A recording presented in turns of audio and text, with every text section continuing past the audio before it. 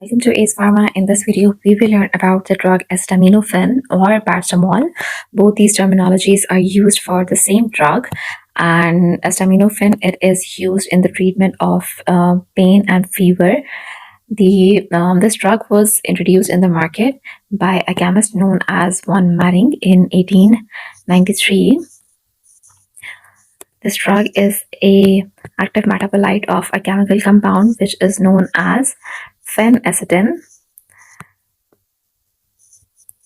and the molecule of a paracetamol, it looks like this. If we talk about the mechanism of paracetamol, there have been various mechanisms proposed for its action, but the most accepted one is the inhibition of prostaglandin synthesis in the brain. And paracetamol inhibits the synthesis of prostaglandins by inhibit the enzyme COX. COX is cyclooxygenase.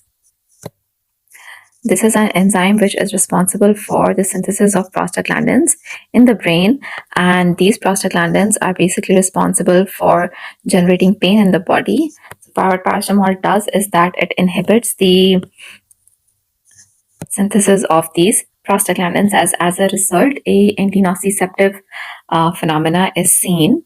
It also has a phenomena which involves the inhibition of serotonergic pathways, and this mechanism also leads to the inhibition of the pain. The antipyretic effect of paracetamol is thought to be produced by the inhibition of the hypothalamic heat center in the brain.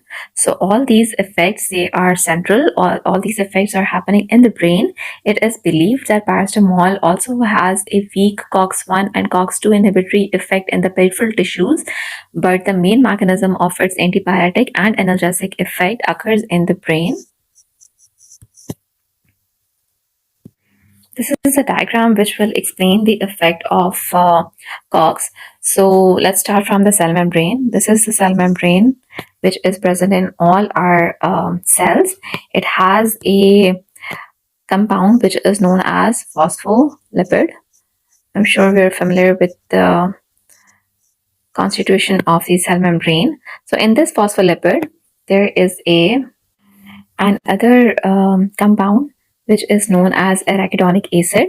What actually happens is that any stimulus, any inflammatory stimulus, which could be due to bacteria or any resident macrophages, any stimuli, it causes the phospholipids in the membrane to release the arachidonic acid by the aid of an enzyme which is called as phospholipase A. So this arachidonic acid, by the help of COX-1 and COX-2, which are the enzymes cyclooxygenase,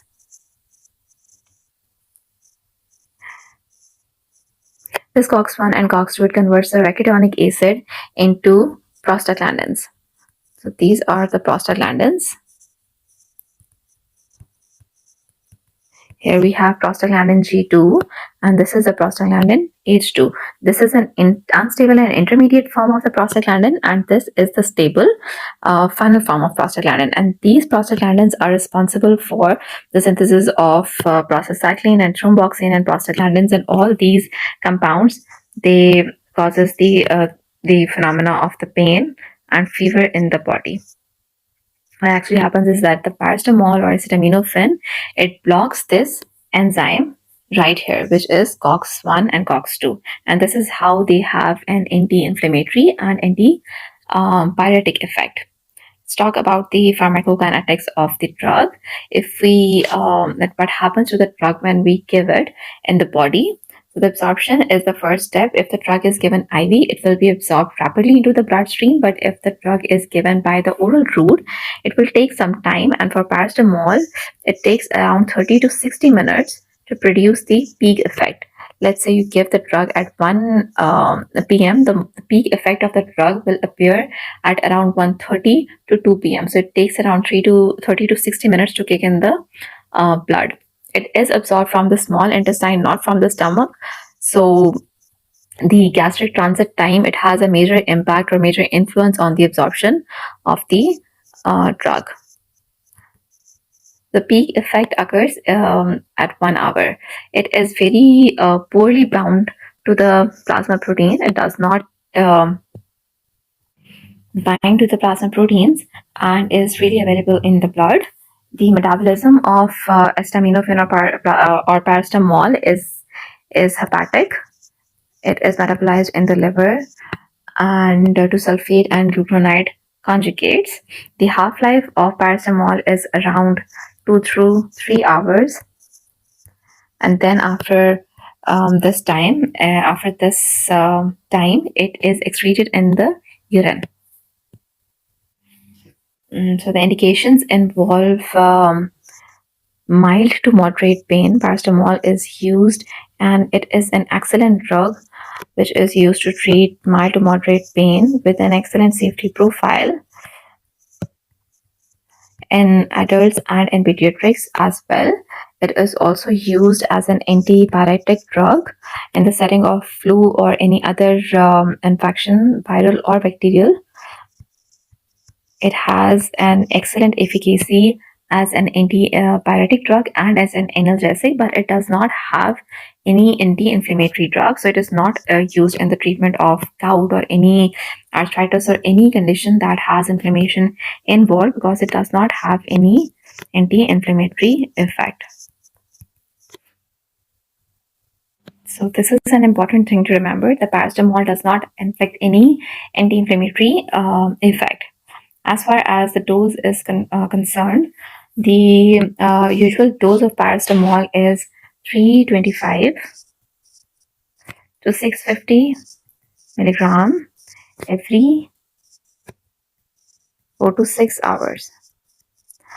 The maximum dose, which is very important to remember, is 4 gram per day. You cannot exceed 4 gram per day, and this dose is for adults, not for children. So we need to remember that we can give 325 to 650 milligrams every 4 to 6 hours, but the dose cannot exceed 4 gram in a day, because paracetamol, it has a black box warning for causing hepatic injury, and there have been reports of fulminant hepatic failure with the use of paracetamol. So we need to remember this maximum dose, that we cannot give our patients more than 4 gram in a day. Paracetamol has a very good safety profile, but the most common adverse effect seen with the use of paracetamol is the increase in hepatic enzymes. It has a direct injurious effect on the liver, and thus it causes in the increase in the hepatic. The high doses of paracetamol can cause dizziness, excitement, and disorientation. Can also occur with the higher doses of paracetamol. There have been reports of hemolytic anemia.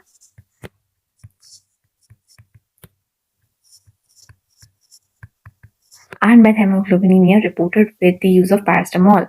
In the kidneys, paracetamol is known to cause interstitial nephritis. So we need to remember all these adverse effects while using or while prescribing paracetamol in the patients. It can also cause GI bleeding in the patients who are prone to GI bleeding.